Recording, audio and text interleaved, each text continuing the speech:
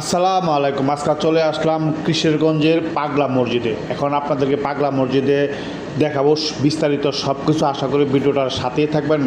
পাগলা মসজিদে ঢোকার আগে পাগলা মসজিদের ঢোকার যে রাস্তাটা, সেই রাস্তাটা এবং দুই পাশের যে খালগুলি সেটা আপনাদেরকে দেখাবো।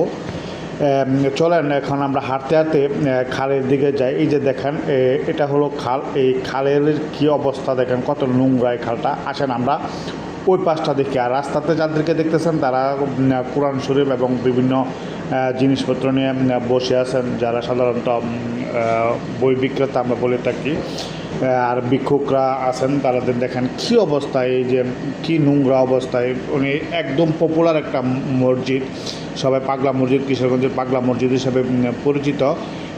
এই গা কুল ঘেঁষে মানে যে করে ধারে, মানে যেটা আমরা মসজিদের পিছনে রেখে যদি বাড়াই তাহলে ডাইন পাশে কী একটা অবস্থা দেখেন, মানুষ সেলফি তুলতেছে, এনজয় করতেছে এই নোংরার মধ্যে। কিন্তু আমি ভিডিও করার সময় আমি খেয়াল করে দেখলাম যে প্রচুর মানুষ কৃষ্ণচূড়া গাছটার নিচে বসা, মহিলা, পুরুষ, ছেলে মেয়ে সবাই।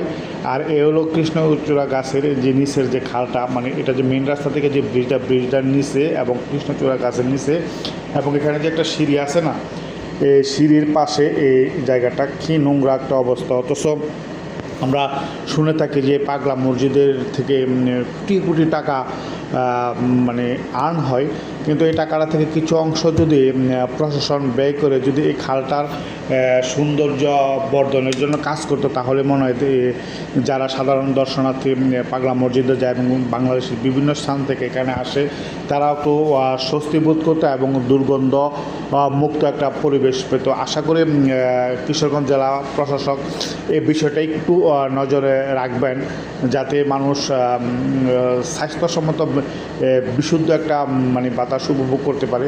যাই হোক, এটা হলো যে পাগলা মসজিদ, মানে মূল যে মসজিদটা, এটা হলো সেই মসজিদটা।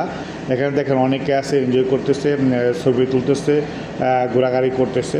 এটা আসলে কিছু কিছু মানুষ মানতে নিয়ে আসে, কিছু কিছু মানুষ নামাজ পড়ার জন্য যায়। ঠিক তেমনি আমিও প্রবাস থেকে যাওয়ার পরে মসজিদে গেছিলাম। এটা হলো কৃষ্ণচূড়া গাছ এবং কদম গাছ। এটা হলো মেন রাস্তাটা, মানে মসজিদের সামনের যে রাস্তাটা, এটা হলো রাস্তাটা।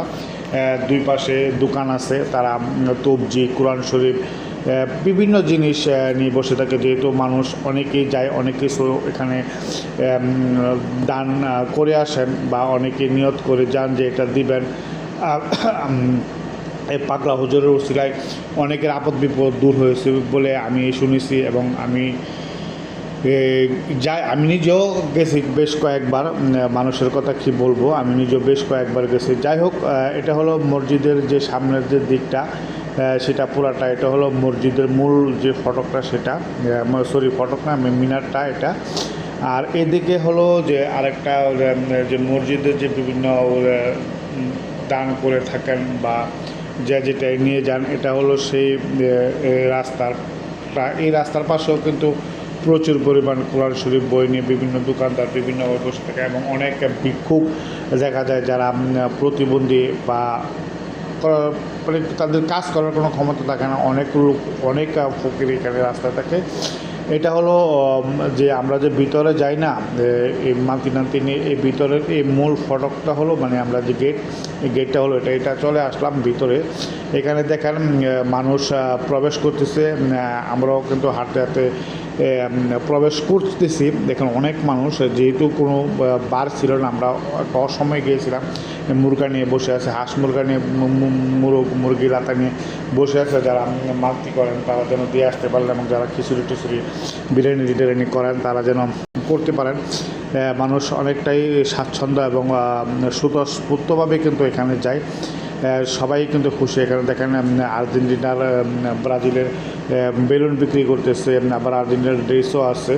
যাই হোক, এই জায়গাটা হলো গাছের নিচে, খুব সুন্দর একটা পরিবেশ। আমি অনেকক্ষণ বসেছিলাম। এটা হলো মান্তি রাখার ঘরটা, যে টিনের ইয়াটা দেখতেছেন, এটা হলো মসজিদ। আর এদিকে হলো যে মহিলারা থাকে,